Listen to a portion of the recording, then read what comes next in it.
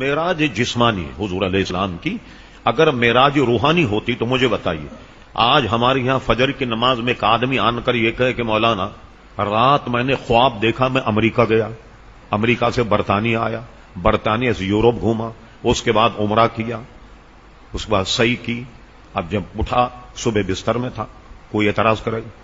کوئی اعتراض کرے بھائی خواب میں تو ہوتا ہی رہتا ہے یہ سارا، اگر یہ خواب ہوتا تو کوئی اعتراض کرتا؟ اور حضور خواب میں دیکھتے تو کیا کوئی حضور علیہ السلام کی معراج کا انکار کرتا؟ معراج چونکہ جسمانی تھی اس لیے کافروں نے انکار کیا، اور خود قرآن کی آیت بھی یہی کہتی، سبحان الذی اسری بعبدہ، پاک ہے وہ ذات جو اپنے بندے کو لے گیا۔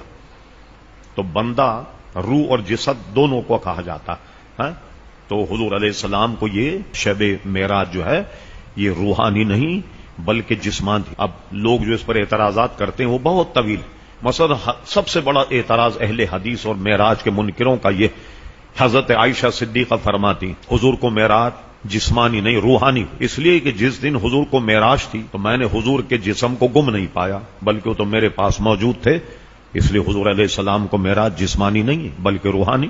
لوگ یہ لے کر کے بیٹھ گئے، کسی محقق کا نام تاریخ داں ہونا بھی بہت ضروری۔ اب آپ لگائیے، غور فرمائیے، مشہور یہی ہے، اور بخاری شریف وغیرہ ان حدیثوں سے بھی یہ ثابت، اگرچہ اس میں کچھ کلام بھی ہے، 6 سال کی عمر میں حضرت عائشہ صدیقہ سے حضور کی منگنی ہوئی۔ سب اس پر متفق ہیں کہ جب حضور مدینہ شریف گئے تو مدینہ شریف میں ام المومنین حضرت عائشہ صدیقہ کی رخصت ہوئی۔ ٹھیک، اب مجھے بتائیے یہ معراج کا واقعہ کہاں کا ہے؟ خود قرآن سے پوچھیے، سبحان الذی اسری بعبدہ لیلا من المسجد الحرام الی المسجد الاقصی، لے گیا رب کریم حضور کو مسجد حرام سے مسجد اقصی کی جانب۔ تو مسجد حرام کہاں ہے؟ مکہ مکرمہ میں۔ تو حضور کو جب معراج ہوئی تو حضرت عائشہ صدیقہ تو حضور کے گھر میں بھی نہیں آئی، اب کیسے گواہی معتبر ہوگی کہ حضرت ام المومنین کہتی ہیں حضور کے بدن کو میں نے گم نہیں پایا؟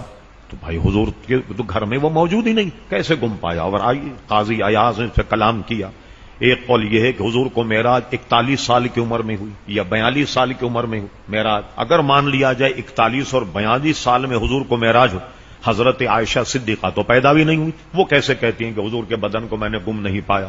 تو گواہ تو تگڑا لاؤں جس سے پتہ لگے، اس لیے اس پر جرا اور تعدیل سے بحث کی جائے، یہ حدیث تو قابل قبول ہی نہیں کہ حضرت ام المومنین کہتے ہیں میں نے حضور کے بدن کو گم نہیں پایا۔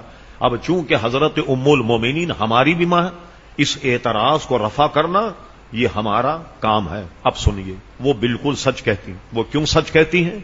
شیخ محقق شاہ عبدالحق محدث دہلوی رحمۃ اللہ علیہ، بر صغیر عظیم محدث جن کا وصال 1052 ہجری میں ہوا، شیخ محقق کہتے ہیں کہ حضور کو 34 معراجیں ہوئیں، ایک معراج جسمانی تھی اور 33 معراجیں روحانی تھیں۔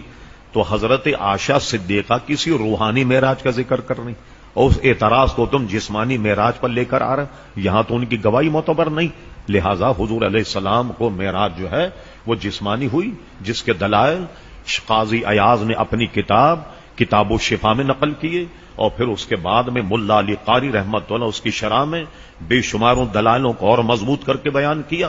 پھر اس کے بعد اس کی شرح علامہ شہاب الدین خفاجی نے اس کو بھی بہت شاندار طریقے سے بیان کیا، اور اہل سنت کے مذہب کے مطابق پوری اس کی تفصیل شاہ عبدالحق محدث دہلوی رحمۃ اللہ علیہ کی مدارج النبوت میں موجود ہے۔